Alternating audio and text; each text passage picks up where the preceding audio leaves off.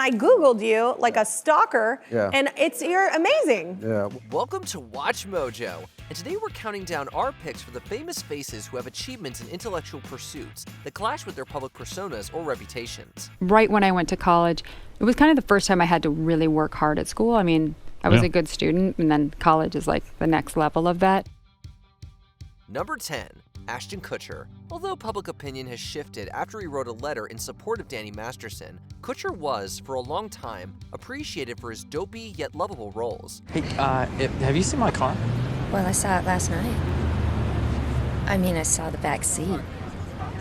Oh, I'm talking about the whole thing. Due to being typecast in this way, many got the impression the actor harbored a similar personality in real life. In actuality, Kutcher was very passionate about both acting and education in his youth. I was hoping to get a biochemical engineering degree. I was going to become a geneticist, go work at a company, make a decent six-figure salary, move up over time, buy a house. He was even expected to receive college scholarships before he was arrested for breaking and entering into his own high school, which nixed that possibility. In spite of this, Kutcher took up residence at the University of Iowa to study biochemical engineering with the goal of helping treat his twin brother's heart condition. While there, however, a modeling job enticed Kutcher to leave education to pursue that career before transitioning to acting. I was in a bar in Iowa and somebody asked me if I'd ever thought about being a model, and I said, no, I've thought about being an actor. Number 9, Rebel Wilson. Today she's known as one of Australia's biggest comedy exports. With a string of beloved films under her belt, life could have been very different for Wilson. Can you sing? Yeah. Can you read music? Yeah? Can you match pitch? Try me. As a high-scoring high schooler, she was part of the debate team that took part in the prestigious Tournament of Minds competition. From there, Wilson joined the University of New South Wales, where she got a Bachelor of Arts in Theatre and Performance Studies, as well as a Bachelor of Laws. Before joining the university, she had plans to be a practicing lawyer. Law degree is like 5 years total, Yeah. a combined law degree. And I was already on Australian television by year 2. However, she turned away from the corporate world soon after, and interestingly enough, Wilson credits her early pursuits in the film world to a series of hallucinations from malaria, where she saw herself succeeding as an actress. Still, that law training must come in handy during contract negotiations. So I went to the arbitration, represented the film, and spoke to the jury, and in under 5 minutes of jury deliberation, they declared me the winner. Number 8, Carly Kloss. After getting her first modeling job at the young age of 14, Kloss's educational endeavors took a backseat for a few years while she carved out a name for herself on the catwalk. I remember stepping off this runway and feeling like something special had happened. She was already one of the most recognizable supermodels around when she decided to study web development at Flatiron School in 2014. In 2015, while enrolled at the New York University's Gallatin School of Individualized Study, she founded Code with Klossy. 8 years ago, I learned how to code, and I had a following on social media, and I thought, what do these young women who are following me on social media really need to know? And these technical skills are applicable to every industry. How? The initiative specializes in teaching computer coding to teenage girls through free camps and workshops. Thousands of youngsters have since graduated from the program. In 2023, it was reported around 78% of graduates have gone on to take majors or minors in computer science. It's a creative skill set it's a problem-solving skill set. You can creatively build any idea and build a business or create the change in the world that you want to create. Number 7, Eva Longoria.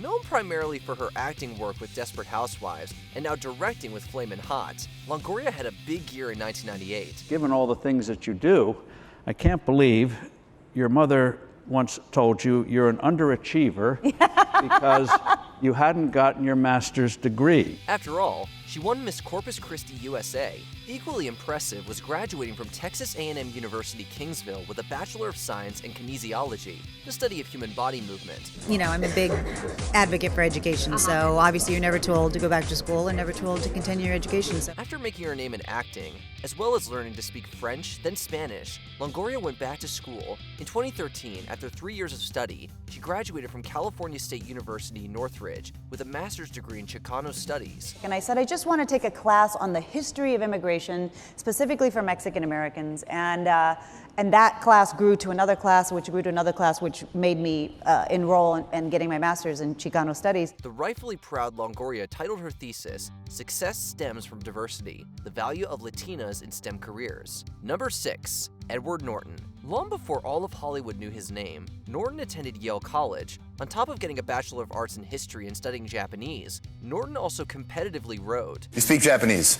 Yeah, I used to speak it better than I do now, but true. However, a back injury led to him pursuing acting more seriously instead. In 1991, the prospective performer moved to Osaka, Japan to work as an analyst for his grandfather's nonprofit, Enterprise Community Partners. But I do think that everybody can participate in that in small ways, so I want to be a part of it. During his time there, Norton learned the martial arts of Aikido and continued his education in the Japanese language. Over the years, Norton has impressed with his knowledge of the language, since it's notorious as one of the most difficult for English-speaking natives to learn. Number 5, Kesha. Rapper, singer, musician, pop diva, rocker. Don't stop, make it pop, DJ blow my speakers up tonight. I'ma fight till we see the sunlight. Kesha has been described with plenty of titles over her successful music career. In recent years, she's been known for her interest in the paranormal, but Kesha was a very enthusiastic student in high school. Not only did she play the trumpet and saxophone for the school marching band, the future chart topper was a bright button. With a love of math and physics, Kesha got a near-perfect SAT score. After band practice, she reportedly listened to history lectures at Belmont University. With all this, Kesha was offered a scholarship to Barnard College of Columbia University. However, she turned it down to pursue music. I want my music to reflect where I'm at. I'm feeling like a centered, bad bitch. In 2024, Kesha dabbled with academia again by teaching a songwriting course at the Esalen Institute. Number 4, Cindy Crawford. Supermodels have this unfair reputation that they're not the sharpest tools in the shed. Well, the legendary Crawford breaks this mold and then some. Biggest misconception about you, I think, is because you're so ridiculously gorgeous that people don't understand how brilliant a student you were. You were the valedictorian of your school. I was. While she was beginning to make waves in the modeling industry as a teenager, her education was also taking off. Crawford graduated from DeKalb High School as valedictorian. This secured her a scholarship to study chemical engineering at Northwestern University. You were in the chemical engineering program at Northwestern. Can you tell me what alkaline metal is most reactive with its most stable isotope having a half-life of 22 minutes? Francium. It was there that she would be made to feel less than when during her first calculus lesson, the professor took one look at her and told her she must be in the wrong class. That was the first time I actually saw that looking a certain way could be a negative, and that people were going to judge me a certain way based on the way I look. Nevertheless, another opportunity would present itself down the road, and Crawford dropped out of Northwestern to pursue modeling. However, in 2016, she returned to academia by attending UCLA Anderson School of Management. Number 3, Dexter Holland. Before he was the co-founder and frontman of the punk rock band The Offspring, he was known as Brian Holland in high school. I know, play with me. That's okay, 'cause I got no self-esteem. His affinity for math and other scholarly subjects led to him being valedictorian at nickname Dexter, as in Poindexter, which stuck for life. With that passion, Holland went to the University of Southern California to get a Bachelor of Science in Biology and then a Master's in Molecular Biology. When I was in college, I majored in biology, and my favorite part of biology was molecular biology, which is basically genetics.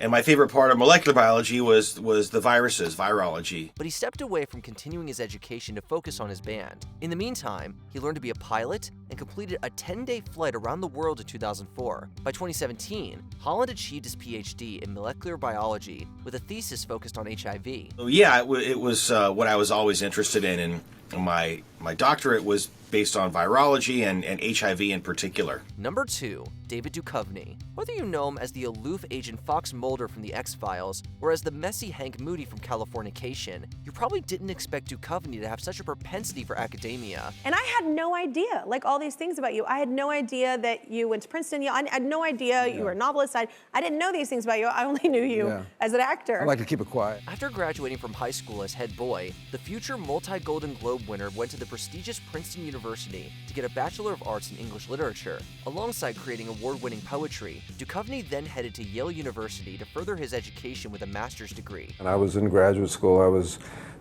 working towards getting a PhD, so that I envisioned teaching at a college level. And Then he began his PhD thesis titled Magic and Technology in Contemporary Fiction and Poetry, which is yet to be finished. But his work did pop up during Duchovny's cameo in 2021's The Chair. I only wrote the one chapter. Oh, that's a hell of a chapter. Did you use really big font? Yeah, I got sidetracked for a few decades. His love of literature also led him to write several novels. Before we continue, be sure to subscribe to our channel and ring the bell to get notified about our latest videos. You have the option to be notified for occasional videos or all of them. If you're on your phone, make sure you go into your settings and switch on notifications. Number 1. Lisa Kudrow. When she was growing up, the future ditzy and lovable Phoebe Buffay suffered from powerful headaches that seemingly ran in the family. What's going on with you? I got no sleep last night. Her father, Lee Kudrow, was a doctor who specialized in treating and researching the condition.